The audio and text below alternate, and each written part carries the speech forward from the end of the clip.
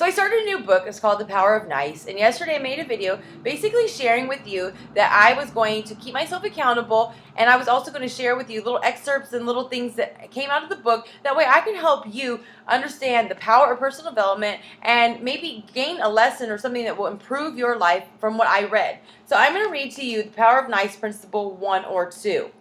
The Power of Nice Principle 1. Positive impressions are like seeds. Every time you smile at a messenger, laugh at a coworker's joke, thank an assistant, or treat a stranger with graciousness and respect, you throw off positive energy. That energy makes an impression on the other person that, in turn, is passed along to and imprinted on the myriad others he or she meets. Such imprints have a multiplier effect, and ultimately, those favorable impressions find their way back to you. That doesn't mean the waiter you tip well will one day find a Fortune 100 company and offer you stock options unless it was one hell of a tip. The results of the power of nice are rarely that direct. In fact, you may not notice any impact on your life for years, apart from the warm glow it gives inside. Nonetheless, we have found that the power of nice has a domino effect. You may not ever be able to trace your good fortune back to a specific encounter, but it is mathematical certainty that the power of nice lays the groundwork for many opportunities down the road. These positive impressions are like seeds. You plant them and forget about them, but underneath the surface, they're growing and expanding, often exponentially.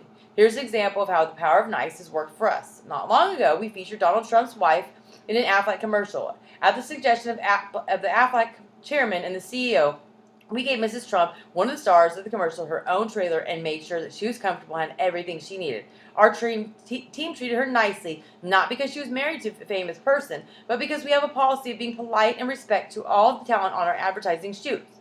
Months later, the producers of The Apprentice asked Linda to be the judge on one of the shows, in which the Apprentice hopefuls were required to create a car advertisement. Before the first segment was shot, I introduced myself to Donald Trump, mentioning that we were the agency that had used his wife in the Aflac duck commercial.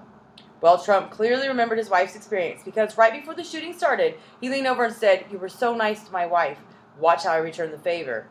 Then he got on and described the Kaplan Thaler group as one of the hottest ad agencies in the country on network television. He then went out of his way to include me on camera discussions because we were so nice to his wife. The power of nice principle number 2. You never know. Okay, you're thinking, so it pays nice to be Donald Trump's wife, but we're all smart enough to cooperate with important people in our life, the people we interact with often, like our neighbors and coworkers, and the people involved in important transactions, such as mortgage brokers and prospective employers. We're much less likely, however, to worry about, say, a stranger whom we'll never see again. Too often, our thinking is, what does it matter? Diane Carnett certainly never thought the young woman who she met on a train home to New York City would transform her life. The woman was visiting her grandmother, who happened to live in Diane's neighborhood, so they split a cab ride.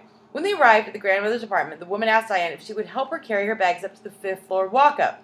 I figured, why not? But by the time they reached the floor, she could think of many reasons why not. The woman's 85-year-old grandmother turned out to be an ex-Ziegfeld showgirl named Millie Darling, who befriended Diane and showed her New York as she had never known it.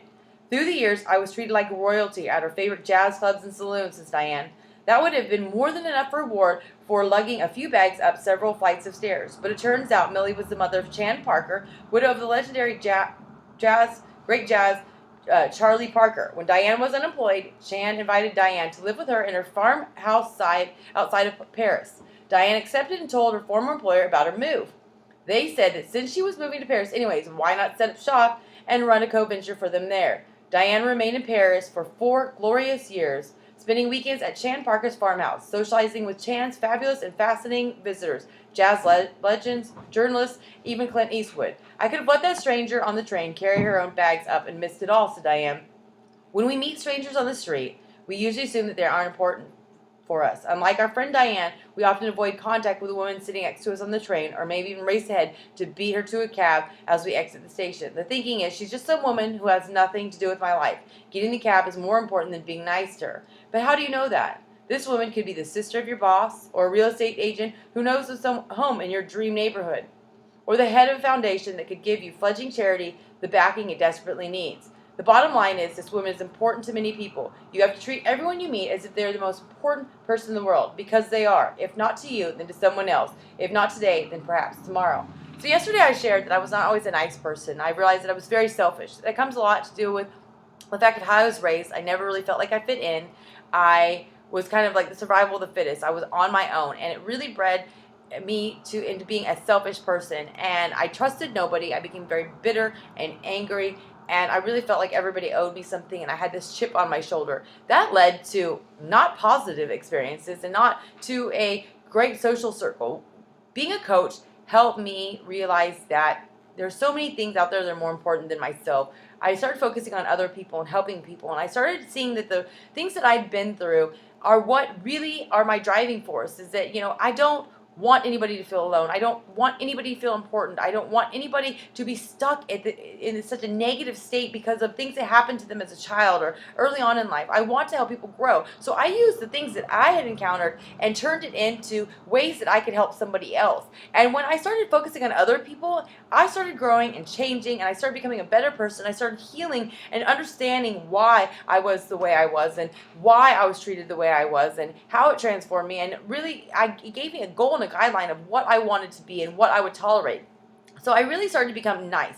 And I started being nice, not just to the people that I thought I could get something out of, because those people a lot of times can tell. You can tell when you're being used. You can tell when somebody doesn't take a genuine interest in you, and that doesn't feel good. I started being nice to people because it made me feel good, because I wanted nothing from them. And once I started doing that, I started creating these great friendships that were not just skin deep. I started feeling better about myself. I started having people attracted to me instead of repelling me, because I repelled people, and the people who did get close to me, I sabotaged the relationship and I pushed them far, far away. And that just led to me staying in that state that I had resided in my whole 30 years before I started to make these changes. So now as a coach, I try to make sure that I work with people and I give them my all. I smile at strangers. I don't, I try not to get so engrossed in what I'm doing that I shut out these people that could be people that I could help, that could help me. Because there's these things that I've helped people with, but in turn, they've had me, make some great realizations. They've really become my solid foundation of support.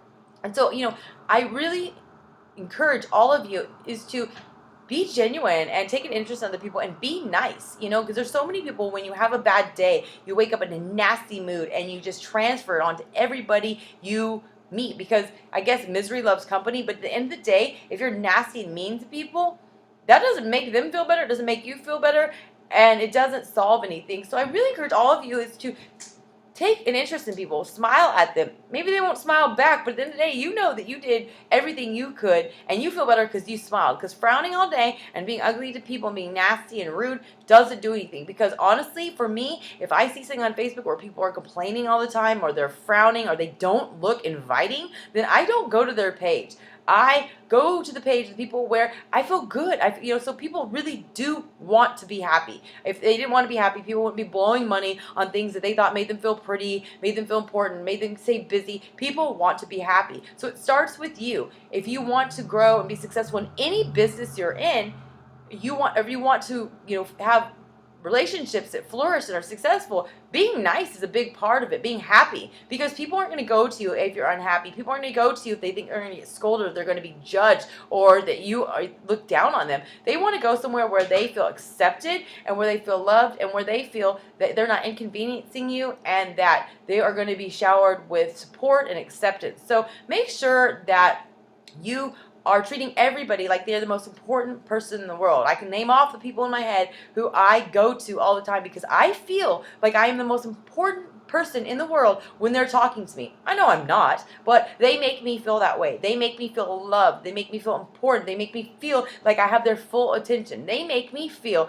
that I am not second best. I'm not in their way. And so make sure that you really look at how you're being treated, and even look at who you are drawn to. You're going to be, I hope that you're drawn to positivity and not negativity. So I hope that you got something from this book, and I hope you stay tuned to my journey and, follow me and see the things that I'm reading, and hopefully it will help resonate inside you to make you be a nicer person, or to, set it as a goal to help other people to be nice people.